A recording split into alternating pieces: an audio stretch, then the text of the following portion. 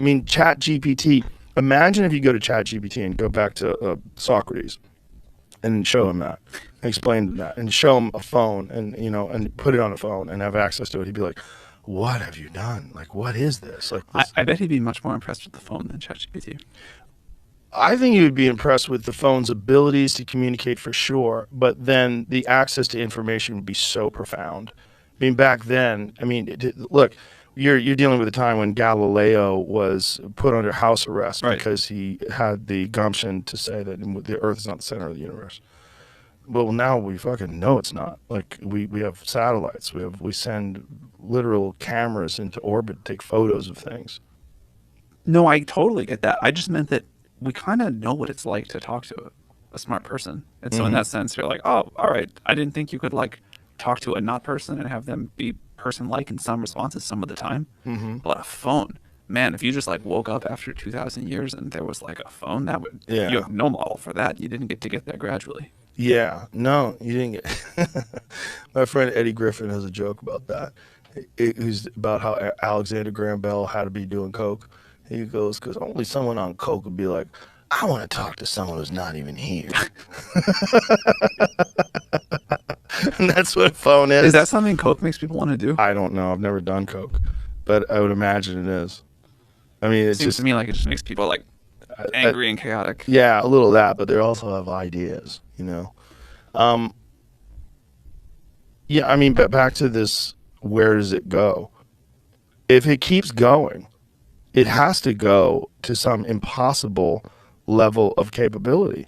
I mean, just think of That what that we're I able, believe is going to yeah, happen. what we're able to do now with nuclear power and nuclear bombs and and hypersonic missiles and just the insane physical things that we've been able to take out of the human creativity and imagination, and through engineering and technology implement these physical devices that are indistinguishable from magic if you brought them 500 years ago. Yeah, I think I think it's quite remarkable. It like So makes keep me keep going, keep going. 100,000 years from now, if we're still here, if something like us is still here, what can it do? in the same way that I don't think Socrates would have predicted the phone. I can't predict No, that. no, I'm probably totally off. But maybe that's also why comets exist. Maybe it's a nice reset to just like leave a few around, give them a distant memory of the utopian world that used to exist, have them go through thousands of years of barbarism, of horrific behavior, and then reestablish society.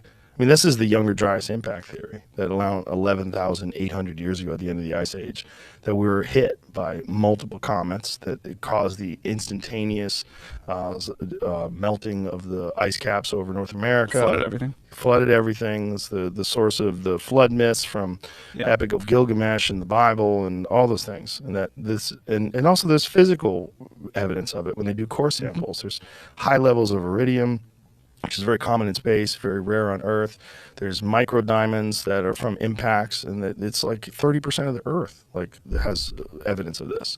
And so it's very likely that these people that are proponents of this theory are correct, and that this is why they find these ancient structures that they're now dating to like 11,000, 12,000 years ago when they thought people were hunter Yeah. gatherers. And they go, okay, maybe our timeline is really off, and maybe this physical Yeah, evidence I've of been impacts. watching that with interest. Yeah, Randall Carlson is the greatest guy to pay attention to when it Randall comes to Carlson. that. Okay. Yeah, he's kind of dedicated his whole life to it, which, by the way, happened because of a psychedelic experience. He was on acid once, and he was looking at this immense canyon, and he had this vision that it was created by instantaneous erosions of the polar caps, and that it just washed this wave of impossible water through the earth. It just caught these paths, and now there seems to be actual physical evidence of that. That is probably what took place, and that we're just the survivors, and that we have re-emerged, and that society and human civilization occasionally gets set back to a primal place. Yeah. You know, who knows? If you're right that what happens here is we kind of edit out all of the impulses in ourselves that we don't like.